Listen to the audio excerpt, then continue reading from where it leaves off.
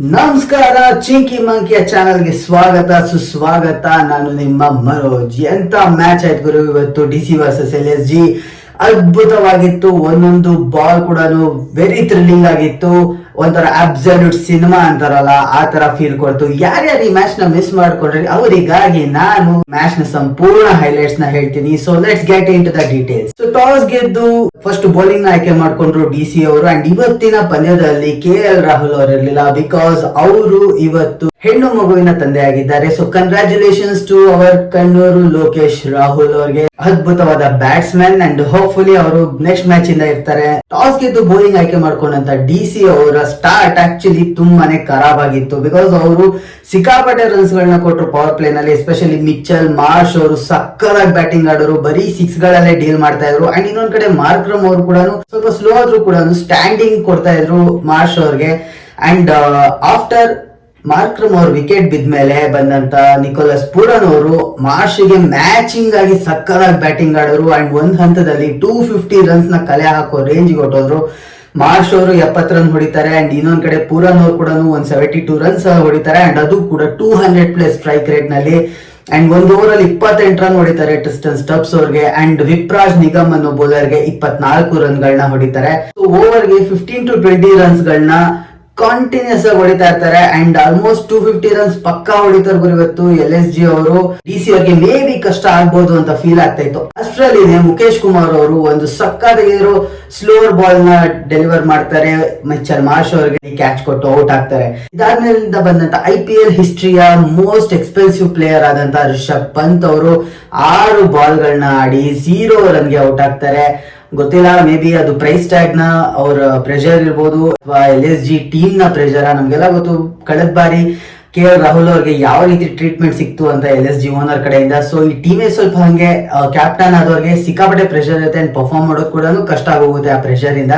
So ಅದು ಕಾಣಿಸ್ತಿತ್ತು. And ಅವರು 6 ಬಾಲ್ಗೆ 0 ಹೊಡೆದು ಕುಲ್ದೀಪ್ ಅವರಿಗೆ ವಿಕೆಟ್ ಒಪ್ಸಿ ಹೋಗ್ತಾರೆ. ಅಂಡ್ ಇದಾದ್ಮೇಲಿಂದ ಒಂದು ಸಡನ್ ಕೊಲ್ಯಾಪ್ಸ್ ಆಗುತ್ತೆ ಅವರ ಬ್ಯಾಟಿಂಗ್ ಲೈನ್ ಅಪ್ ಅಲ್ಲಿ. ಬಂದವರೆಲ್ಲರೂ ಒಂದು ಪೆವಿಲಿಯನ್ ಪರೇಡ್ ಅಂತಾರಲ್ಲ, ಒಂದ್ 4 ಬಾಲ್ ಆಡೋದು, ಹೊಡೆಯಕ್ ಔಟ್ ಆಗೋದು, ಈ ರೀತಿ ಕಂಟಿನ್ಯೂಸ್ ವಿಕೆಟ್ ಬೀಳ್ತಾ ಹೋಗುತ್ತೆ. ಅಂಡ್ 250 ಅಷ್ಟು ಹೋಗ್ಬೇಕಾಗಿದ್ದಂತ ಟೋಟಲ್ ನಿಧಾನವಾಗಿ ಕಮ್ಮಿ ಆಗ್ತಾ ಬರುತ್ತೆ. ಅಂಡ್ ಫೈನಲಿ 200 ಕೂಡ ರೀಚ್ ಆಗೋದು ಕಷ್ಟ ಅನ್ನೋ ಒಂದು ಹಂತದಲ್ಲಿದ್ದಾಗ ಡೇವಿಡ್ ಮಿಲ್ಲರ್ ಅವರು ತುಂಬಾ ಲೇಟ್ ಆಗಿ ಆಕ್ಚುಲಿ ಸ್ಟ್ರೈಕ್ ಮಾಡಕ್ ಸ್ಟಾರ್ಟ್ ಮಾಡಿದ್ರು. ಲಾಸ್ಟ್ ಇನ್ನೊಂದ್ 2 ಓವರ್ ಇದೆ ಅನ್ನೋವರೆಗೂ ಅವರು ಬ್ಯಾಟ್ ಬೀಸ್ಲಿಲ್ಲ, ಸ್ಟ್ರೈಕ್ ಕೂಡ ತಗೋತಿರ್ಲಿಲ್ಲ. ಅಂಡ್ ಕೊನೆ ಒಂದ್ 2 ಓವರ್ ಅಲ್ಲಿ ಒಂದ್ ಬ್ಯಾಡ್ ನೇಮ್ ಬರಬಾರ್ದು, ನಾನೊಬ್ಬ ಫಿನಿಷರ್ ಅಂತ ತೋರ್ಸ್ಕೊಳಕ್ಕೋಸ್ಕರ 1-2-3 ಬೌಂಡ್ರಿಗಳನ್ನ ಹಾಕೊಂಡ್ರು. ಅಂಡ್ ಲಾಸ್ಟ್ 2 ಬಾಲ್ ಆಕ್ಚುಲಿ 2 6 ಹೊಡೆದು ಅವ್ರ ಸ್ಕೋರ್ 27 ಬಂತು. ಅಂಡ್ LSG ಕೂಡ 209 ಫಾರ್ 8 ವಿಕೆಟ್ಸ್ ನ ಹೊಡಿತಾರೆ. 210 ರನ್ಸ್ ನ ಟಾರ್ಗೆಟ್ ಕೊಡ್ತಾರೆ. ತುಂಬಾ ಚಿಕ್ಕದೇನಲ್ಲ, ಇದು ಕೂಡ ಒಂದ್ ಲೆವೆಲ್ಗೆ ದೊಡ್ಡ ಟಾರ್ಗೆಟ್ ಏನೇ. ಬಟ್ ರೀಸೆಂಟ್ ಆಗಿ ನಮ್ಮೆಲ್ಲರಿಗೂ ಗೊತ್ತು ಹೇಗೆ IPL ಪಂದ್ಯಗಳು ನಡೀತಿದೆ. 200 is very normal in this conditions. And impact rule ಕೂಡ ಇರೋದ್ರಿಂದ ಒಬ್ಬ ಬ್ಯಾಟ್ಸ್ಮನ್ ಕೂಡ ಎಕ್ಸ್ಟ್ರಾ ಇರ್ತಾನೆ. ಸೊ ಹೇಗಾಗುತ್ತೆ, ಮೇ ಬಿ ಈಸಿ ಚೇಸ್ ಆಗ್ಬೋದು DC ಅವ್ರಿಗೆ ಅಂತ ಫೀಲ್ ಆಗ್ತಾ ಇತ್ತು. ಬಟ್ LSG ಅವರು ಇನಿಷಿಯಲ್ ಅಟ್ಯಾಕ್ ಮಾತ್ರ ಸಕ್ಕತ್ತಾಗಿತ್ತು ಅಂತಾನೆ ಹೇಳ್ತೀನಿ. DC ಅವರು ಓಪನಿಂಗ್ ಬ್ಯಾಟಿಂಗ್ ಬಂದಾಗ Jake Fraser McGurk, last time DC ಅವರ ಫಾರ್ಚೂನ್ಸ್ ನ ಚೇಂಜ್ ಮಾಡಿದಂತ ಬ್ಯಾಟ್ಸ್ಮನ್ ಇವರು.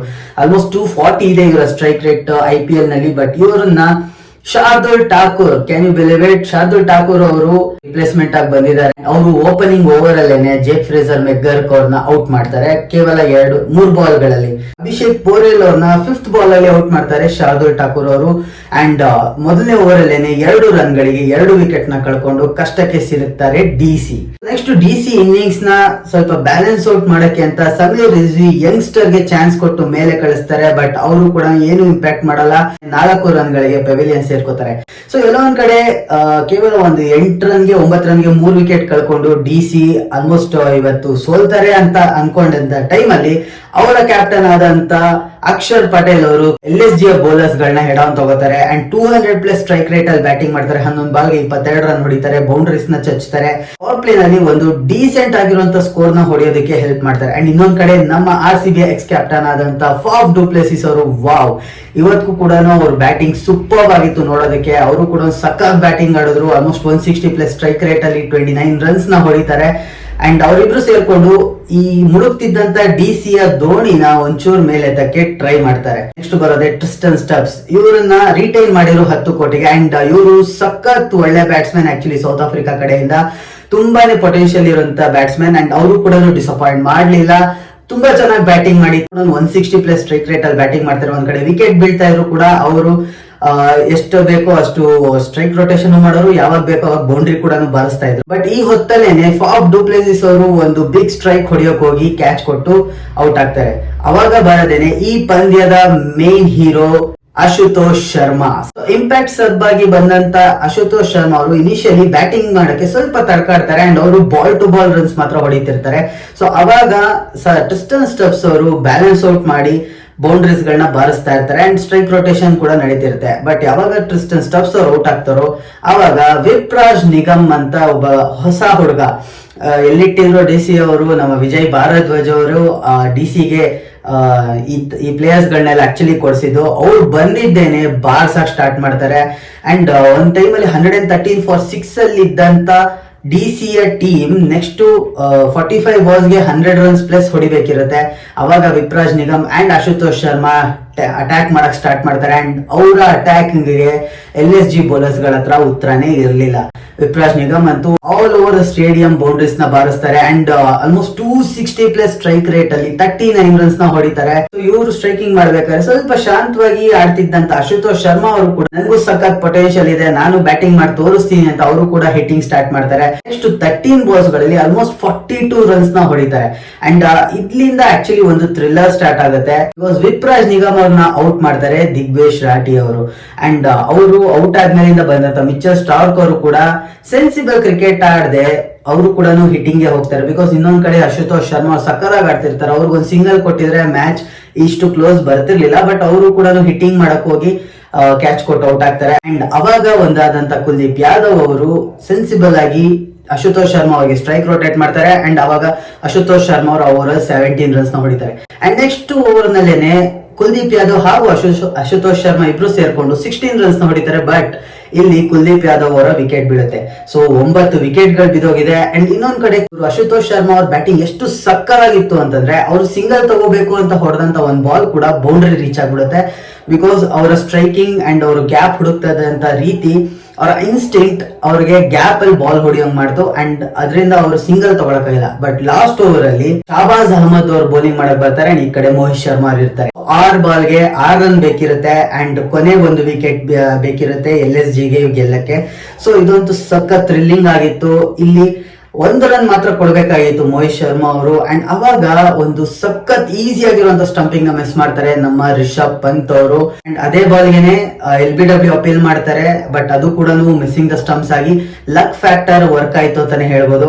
ಅಂಡ್ ಅದ್ರ ನೆಕ್ಸ್ಟ್ ಬಾಲ್ ಏನೆ ಸಿಂಗಲ್ ತಗೊಳ್ತಾರೆ ಅಂತ ಗೊತ್ತಿದ್ದೇನೆ ಹತ್ರದಲ್ಲಿ ನಿಲ್ಸ್ಕೊಂಡಿರ್ತಾರೆ ಫೀಲ್ಡರ್ಸ್ ನ. ಬಟ್ ಅವಾಗೂ ಕೂಡ ರನ್ ಔಟ್ ನ ಮಿಸ್ ಮಾಡ್ತಾರೆ ಅಂಡ್ ಫೈನಲಿ ಅಶುತೋಷ್ ಶರ್ಮಾ ಅವರು ಇದ್ದಂತ ಒಂದು ಫ್ಲೋಗೆ ಯಾವುದೇ ರೀತಿ ಬಾಲ್ ಹಾಕಿದ್ರು ಅವರು ಬ್ಯಾಟಿಂಗ್ 6 ಹೊಡೆದಿರೋರು ಅಂಡ್ 6 ಹೊಡೆದು ಮುಗಿಸೋರು.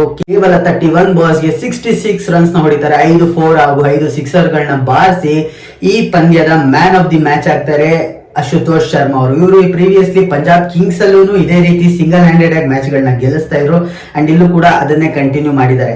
ಸೊ ಈ ಮ್ಯಾಚ್ ನ ಗಮನಿಸಿದಾಗ ನಾವಿಲ್ಲಿ LSG ಎಲ್ಲೆಲ್ಲಿ ಎಡಗುದ್ರು ಅಂತ ಒಂದ್ ಸ್ವಲ್ಪ ನೋಡೋದಾದ್ರೆ, ಪಾಯಿಂಟ್ ನಂಬರ್ 1, ಫಸ್ಟ್ ಓವರ್ ಅಲ್ಲಿ 2 ವಿಕೆಟ್ ತೆಗೆದಂತ ಶಾರ್ದೂಲ್ ಠಾಕೂರ್ ಅವರಿಗೆ 3rd ಓವರ್ ನ ಕೊಡಲ್ಲ ರಿಷಬ್ ಪಂತ್ ಅವರು. ಯಾಕೆ ಗೊತ್ತಿಲ್ಲ. ಇದಾದ್ಮೇಲಿಂದ ಒಂದ್ ಕಡೆಯಿಂದ 15-16 runs ಕಂಟಿನ್ಯೂಸ್ ಆಗಿ ಹೊಡೆಯುತ್ತಿರ್ತಾರೆ ವಿಪ್ರಾಜ್ ನಿಗಮ್ ಹಾಗೂ ಅಶುತೋಷ್ ಶರ್ಮಾ ಅವರು.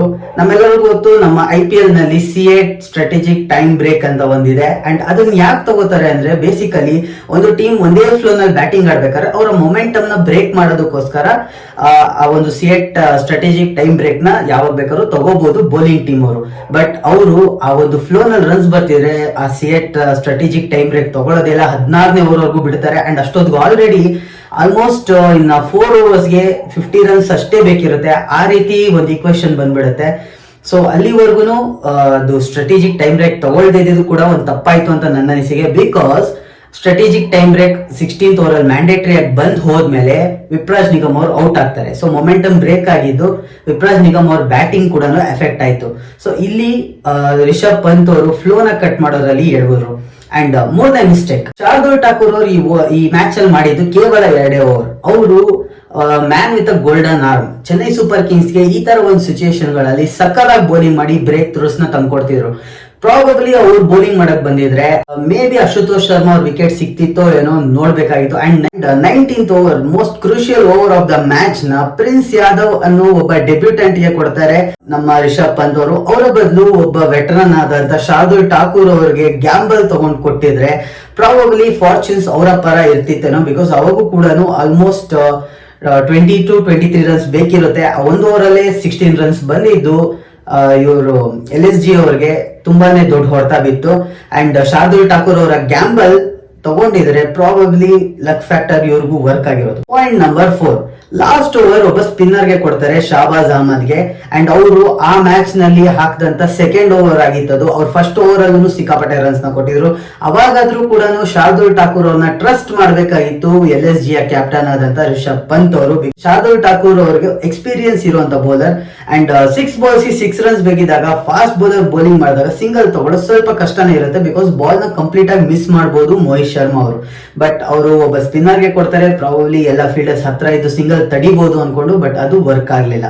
And final and the major mistake for the LSG's loss is Rishabh Pant. ಹೌದು, 27 ಕೋಟಿ ತಗೊಂಡು ಈ ತಂಡದ ಕ್ಯಾಪ್ಟನ್ ಆಗಿ ಮುನ್ನಡೆಸಿ ಅಂತ ಬಂದಂತ ರಿಷಬ್ ಪಂತ್ ಅವರು ಪ್ರಪ್ರಥಮ ಪಂದ್ಯದಲ್ಲೇನೆ ಕಂಪ್ಲೀಟ್ ಆಗಿ ಸೋತಿದ್ದಾರೆ ಅಂತಾನೆ ಹೇಳ್ಬೋದು. ಬಿಕಾಸ್ ಫಸ್ಟ್ ಬ್ಯಾಟಿಂಗ್ ಅಲ್ಲಿ 6 ಬಾಲ್ಗೆ 0 ರನ್ಸ್ ಹೊಡಿತಾರೆ. ಅಂಡ್ ಅವರೇನೆ ಆ ಒಂದು ಪೆವಿಲಿಯನ್ ಪರೇಡ್ ಗೆ ನಾಂದಿ ಹಾಡ್ತಾರೆ ಅಂತ ಹೇಳ್ಬೋದು. ಬಿಕಾಸ್ ಒಂದ್ ಕಡೆ ಸಕ್ಕದಾಗಿ ಟೋನ್ ಸೆಟ್ ಮಾಡಿದಂತ ಮಿಚೆಲ್ ಮಾರ್ಷ್ ಹಾಗೂ ನಿಕೋಲಸ್ ಪೂರನ್ ಅವರು ಒಂದು ಮೊಮೆಂಟಮ್ ನ ಬ್ರೇಕ್ ಮಾಡಿದೆ ರಿಷಬ್ ಪಂತ್ ಅವರು. ಅಂಡ್ ನೆಕ್ಸ್ಟ್ ಅವರ ಕ್ಯಾಪ್ಟನ್ಸಿ, ನಾನೇ ಹೇಳಿ ಈ ಪ್ರೀವಿಯಸ್ ಪಾಯಿಂಟ್ಸ್ ಅಲ್ಲಿ ಹೇಳಿದಂಗೆ ಬೌಲಿಂಗ್ ಚೇಂಜಸ್ ಅಲ್ಲಿ ಕೆಲವೊಂದು ತುಂಬಾ ದೊಡ್ಡ ದೊಡ್ಡ ಬ್ಲಂಡರ್ಸ್ ಗಳನ್ನೇ ಮಾಡಿದ್ರು. ಅಂಡ್ ಎಲ್ಲ ಒಂದ್ ಕಡೆ ಹಿ ವಾಸ್ ಕಂಪ್ಲೀಟ್ಲಿ ಕನ್ಫ್ಯೂಸ್ಡ್. ಒಂದಂತೂ ಅರ್ಥ ಆಗುತ್ತೆ, ಬಿಕಾಸ್ ಅವರ ಮೇನ್ ಬೌಲರ್ಸ್ ಗಳಾದಂತ ಮಯಾಂಕ್ ಯಾದವ್, ಮೊಹಸಿನ್ ಖಾನ್, ಆವೇಶ್ ಖಾನ್ ಇವ್ರು ಯಾರು ಅವೈಲಬಲ್ ಇಲ್ಲ. ಯಾವುದೇ ಒಂದು ಟೀಮ್ಗೆ ಅವರ ಮೇನ್ ಬೌಲರ್ಸ್ ಗಳು ಅವೈಲಬಲ್ ಇಲ್ಲ ಅಂದ್ರೆ ಆ ಟೀಮ್ ಸ್ವಲ್ಪ ಕಾನ್ಫಿಡೆನ್ಸ್ ಕಮ್ಮಿನೇ ಇರುತ್ತೆ. ಅಂಡ್ ಸ್ವಲ್ಪ ಬೌಲಿಂಗ್ ಚೇಂಜಸ್ ಗಳ ಬಗ್ಗೆ ಸ್ವಲ್ಪ ಕನ್ಫ್ಯೂಸ್ ಆಗ್ಬೋದು. ಬಟ್ ಇಲ್ಲಿ ಅವ್ರಿಗೆ ಒಬ್ಬ ಎಕ್ಸ್ಪೀರಿಯನ್ಸ್ ಬೌಲರ್ ಇದ್ರು ಶಾರ್ದುಲ್ ಠಾಕೂರ್. ಅಂಡ್ ಅವರನ್ನ ರಿಪ್ಲೇಸ್ಮೆಂಟ್ ಆಗಿ ತಂದಿದ್ದು ಕೂಡ ಅದೇ ಕಾರಣಕ್ಕೇನೆ. ಬಟ್ ಎಲ್ಲೋ ಒಂದ್ ಕಡೆ ಅವ್ರನ್ನ ಸರಿ ಯುಟಿಲೈಸ್ ಮಾಡ್ಕೊಳ್ಳಿಲ್ಲ. ಅಂಡ್ ಆ ಸ್ಟಂಪಿಂಗ್ MS ಧೋನಿ ಅವರಾಗ್ಲಿ, ವಿರಾಟ್ ಕೊಹ್ಲಿ ಅವರಾಗ್ಲಿ, ರೋಹಿತ್ ಶರ್ಮಾ ಅಥವಾ ಹಾರ್ದಿಕ್ ಪಾಂಡ್ಯ ಇವರೆಲ್ಲ ಯಾಕೆ ಲೆಜೆಂಡ್ಸ್ ಅಂದ್ರೆ ಈ ತರ ಒಂದು ಕ್ರೂಷಿಯಲ್ ಟೈಮಿಂಗ್ಸ್ ನ ಅವರು ಎನ್ಕ್ಯಾಶ್ ಮಾಡ್ಕೋತಾರೆ ಅಂಡ್ ಅದನ್ನ ಅವ್ರ ಕಡೆ ಆಗಿಸ್ಕೋತಾರೆ. ಬಟ್ ಇಲ್ಲಿ ರಿಷಬ್ ಪಂತ್ ಅವರು ನರ್ವಸ್ನೆಸ್ಗೂ ಯಾಕೋ ಕಂಪ್ಲೀಟ್ ಆಗಿ ಕೈ ಚೆಲ್ಲಿದ್ರು. ಈಸಿ ಆದಂತ ಸ್ಟಂಪಿಂಗ್, ಕಣ್ ಮುಚ್ಕೊಂಡು ಸ್ಟಂಪ್ ಮಾಡುವಂತ ಒಂದು ಬಾಲ್ ನ ಕಂಪ್ಲೀಟ್ ಆಗಿ ಬಿಡ್ತಾರೆ. ಅಲ್ಲಿಗೆ ಅವರು ಮ್ಯಾಚ್ ಕೂಡ ಬಿಟ್ರು ಅಂತ ಅಲ್ಲೇ ಎಲ್ಲರಿಗೂ ಗೊತ್ತಾಗೋಯ್ತು. ಸೊ ರಿಷಬ್ ಪಂತ್ ಅವರ very first stint in LSG has been disastrous. And ನನಗೆ ಗೊತ್ತಿರೋ ಪ್ರಕಾರ ಆ ಓನರ್ ತುಂಬಾನೇ ಅಷ್ಟು ಇದನ್ನ ಈಸಿಯಾಗಿ ತಗೊಳ್ಳಲ್ಲ. ಬಿಕಾಸ್ ನಾವೆಲ್ಲರೂ ನೋಡಿದೀವಿ. ಸೊ ರಿಷಬ್ ಪಂತ್ ಅವ್ರಿಗೆ ಇವತ್ತು ಪ್ರಾಬಬ್ಲಿ ಸಕಾಲಾಗಿ ಬೈಯೋದಂತೂ ಗ್ಯಾರಂಟಿ ಅನ್ಸುತ್ತೆ ಸಂಜೀವ್ ಗೋಯಂಕ ಅವರು. ಸೊ ರಿಷಬ್ ಪಂತ್ ಅವ್ರಿಗೆ all the best. And DC ಅವರು ಈ ಒಂದು IPL ನ ಮೋಸ್ಟ್ ಥ್ರಿಲ್ಲರ್ ಮ್ಯಾಚ್ ನ ಆಡಿದ್ದಾರೆ. ಸಕ್ಕದಾಗಿತ್ತು ಮ್ಯಾಚ್ ಮಾತ್ರ. And Ashutosh Sharma a new hero is born. No, ತಪ್ಪಾಗಿದೆ. A new hero is reborn. ಇವರನ್ನ ಪಂಜಾಬ್ ಕಿಂಗ್ಸ್ ಅವ್ರು ಯಾಕೆ ಬಿಟ್ರು ಅಂತ ಇವಾಗವರೆಗೂ ಅರ್ಥ ಆಗಿಲ್ಲ. ಅಂಡ್ ನೆಕ್ಸ್ಟ್ ಮ್ಯಾಚ್ ಇಂದ KL ರಾಹುಲ್ ಅವರು ಕೂಡ ಬರ್ತಾರೆ. ಅಂಡ್ DC ಆಕ್ಚುಲಿ ತುಂಬಾ ಸ್ಟ್ರಾಂಗ್ ಆಗಿ ಕಟ್ತಾರೆ. ಇವತ್ತು ಅವ್ರಿಗೆ T ನಟರಾಜನ್ ಇರ್ಲಿಲ್ಲ, ಅವರು ಕೂಡ ನೆಕ್ಸ್ಟ್ ಮ್ಯಾಚ್ ವಾಪಸ್ ಬರ್ತಾರೆ. ಸೊ ನೋಡೋಣ, DC is looking very strong. And ಈ ಬಾರಿ ಅವರು ಪ್ರಾಬಬ್ಲಿ ತುಂಬಾ ಮುಂದೆ ಹೋಗ್ತಾರೆ ಅಂತ ಒಂದು ಅನಿಸಿಕೆ ಇದೆ. ಸೊ ಇದಿಷ್ಟು ಈ ಹೊತ್ತಿನ ವಿಷಯ ಆಯಿತು. ನಾನು ನೆಕ್ಸ್ಟ್ ಮತ್ತೆ ಇನ್ನೊಂದು ಸಖತ್ತಾಗಿರೋ ಮ್ಯಾಚ್ ನ ರಿವ್ಯೂ ಜೊತೆಗೆ ನಿಮಗೆ ವಾಪಸ್ ಸಿಗ್ತೀನಿ. ಅಲ್ಲಿವರೆಗೂ Tata, bye bye, good night.